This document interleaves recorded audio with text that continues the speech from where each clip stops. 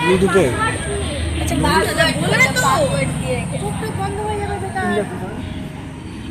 So guys আমাকে দিয়েছে একটা জাস্ট জেলি আর ও খাচ্ছে।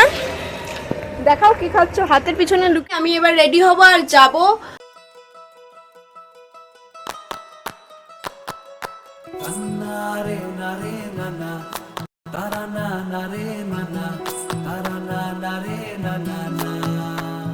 তো ওখানে রান্না ফান্না তো হচ্ছে, কিন্তু আমি আর আজ এখানে বেরিয়ে পড়েছি।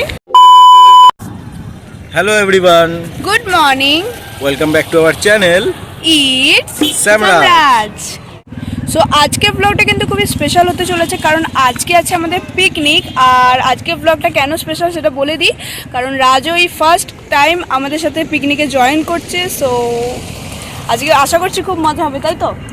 দেখা যাক কিভাবে কি অ্যারেঞ্জ করা আছে পিকনিকে। আমি কিছু জানি না, ওর প্রপারলি ভাবে ওই সব কিছু মানে পিকনিকের যে ট্রেন ওরই সঙ্গে আমি ইনক্লুড আছি।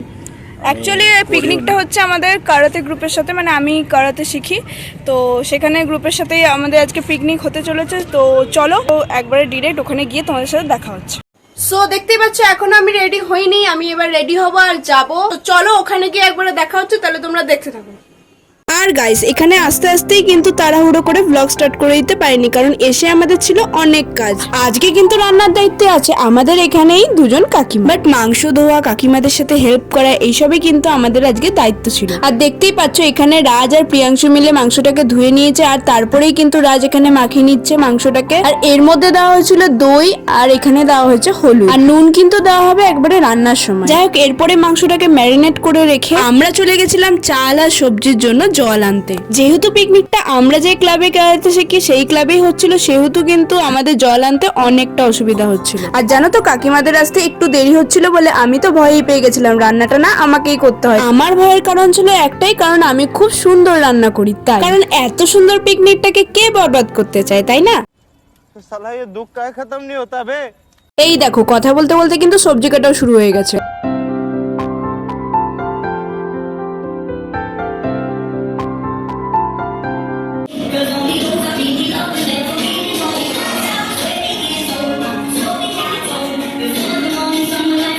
ও বাবা, রাজ এত কাজ করতে পারে, এটা কিন্তু আমার জানাই ছিল না।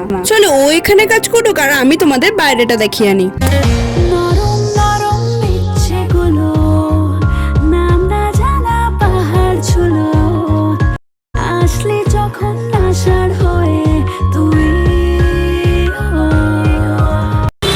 ওখানে রান্না ফান্না তো হচ্ছে, কিন্তু আমি আর আজ এখানে বেরিয়ে পড়েছি একা একাই একটু সামনে সামনে ঘুরতে। আর ওই দেখো আজকে কিন্তু চাঁদটা পুরো গোল উঠেছে। আমাকে দিয়েছে একটা জাস্ট জেলি আর ও খাচ্ছে। দেখাও কি খাচ্ছ। আর পিকনিকে এসে ছবি টবি না তুললে হয়, তো আমরা এখন সবাই মিলে ছবি তুলছি। যেহেতু পিকনিকটা রাতে হচ্ছে সেহেতু কিন্তু ছবিগুলো একটু কালো কালোই আসছিল, তাই আমাদের একটু ঠিকঠাক অ্যাঙ্গেল থেকে ছবিগুলো তুলতে হচ্ছিল। ছবি টবি তোলা শেষ করে আমি ওখানে দেখতে গেলাম যে রান্না কত দূরে গেল। আরে এখানে এসে তো দেখি মাংস রান্না প্রায় শেষই হয়ে এসছে, এবার নামানোর পালা। সত্যি এত তাড়াতাড়ি যে রান্নাটা কমপ্লিট হয়ে যাবে সেটা কিন্তু আমরা কেউই ভাবতে পারিনি। আর মাংস রান্নার পর এবার বসবে ফ্রাইড রাইস, তো তার জন্য আমি কাকিমাদের হেল্প করছিলাম কেটে রাখা সবজিগুলোকে ওখানে রেখে। তখন ঘড়িতে বাজে রাত্রি 9:30, আর এদিকে কিন্তু আমার মা আমাকে অলরেডি ফোন করতে শুরু করে দিয়েছিল।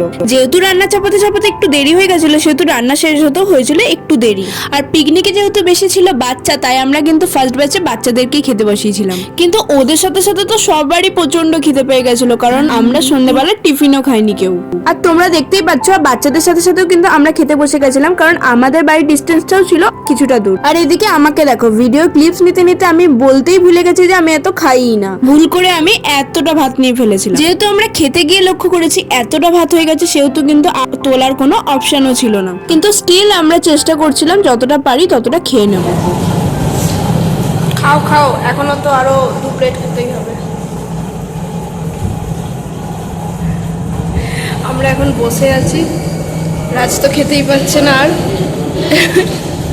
আশা করছি ওর মুখ দেখেই তোমরা এখানে বুঝতে পারছো ওর হালাতটা কি হয়েছিল। আর সেদিনকে খাওয়া দাওয়া কমপ্লিট করে বাড়ি আসতে আসতে হয়েছিল 10:30। আর বাড়ি আসার পথে আমরা কিন্তু একটু সোডাও খেয়ে নিয়েছিলাম। সো চলো লাইক, শেয়ার এন্ড সাবস্ক্রাইব।